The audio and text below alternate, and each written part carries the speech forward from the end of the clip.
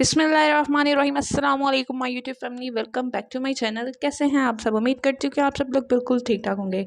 तो जी आज मैं आपके साथ शेयर करने वाली हूँ करेले गोश्त की रेसिपी। यहाँ पे मेरे पास आधा किलो करेले थे, ठीक है। इसको मैंने 1 चम्मच नमक लगाकर, 1 से 1.5 चम्मच आप लोग नमक लगाकर इसको थोड़ी देर के लिए छोड़ दीजिएगा।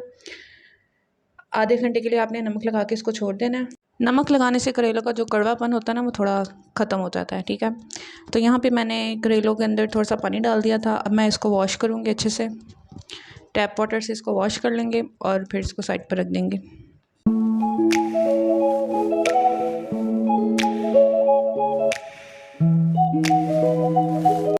तो जी यहाँ पे मेरे पास जो आधा किलो गोश्त था उसको मैंने बॉईल कर लिया था, ठीक है। इसके ऊपर ये जो थोड़ी सी झाग सी नज़र आ रही है ना आपको, ये सारा जो गंद होता है ना गोश्त के ऊपर से, वो उतर जाता है बॉईल करने से। चलते हैं अपनी रेसिपी की तरफ। तो जी सबसे पहले हम इसका मसाला तैयार करेंगे। यहाँ पे मेरे पास 3 से 4 कटे हुए प्याज हैं, ठीक है। गोश्त है आधा किलो जिसको मैंने ऑलरेडी बॉईल कर लिया था। स्पाइसी में मेरे पास 1 चम्मच नमक का है, लाल मिर्चों का, आधा चम्मच हल्दी का है और कुटी हुई लाल मिर्चों का भी आधा चम्मच है।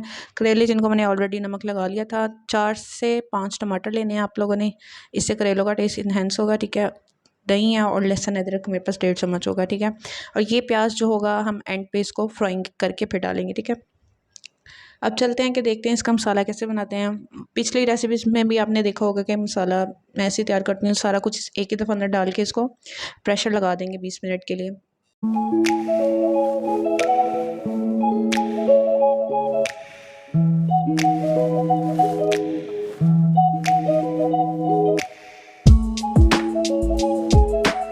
तो जो यहाँ पे 20 मिनट मुकम्मल हो चुके हैं। अब हम अपने गोश्त को देखेंगे कि वो गल गया कि नहीं गला। फिर हम इसके अंदर थोड़ा सा ऑयल डालेंगे, ठीक है, और दही डाल के इसकी अच्छे से बुनाई करेंगे और फिर दूसरी साइड पे हम अपने करेलों को फ्राई करेंगे, ठीक है।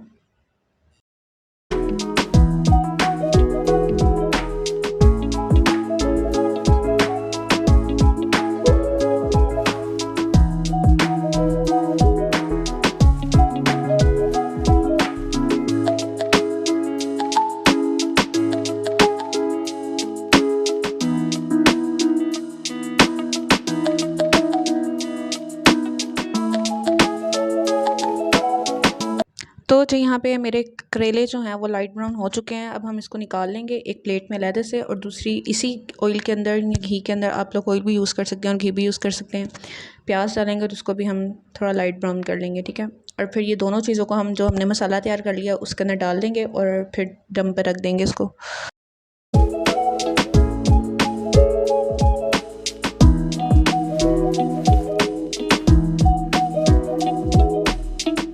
तो जी यहाँ पे मैंने करेलों को इसके अंदर मिक्स करके दम पे रख दिया था थोड़ी देर के लिए और फिर मैंने इसको डिश आउट कर लिया था, ठीक है। अगर आप लोग को आज की रेसिपी अच्छी लगी तो प्लीज़ मेरे चैनल को सपोर्ट करें और सब्सक्राइब भी करें।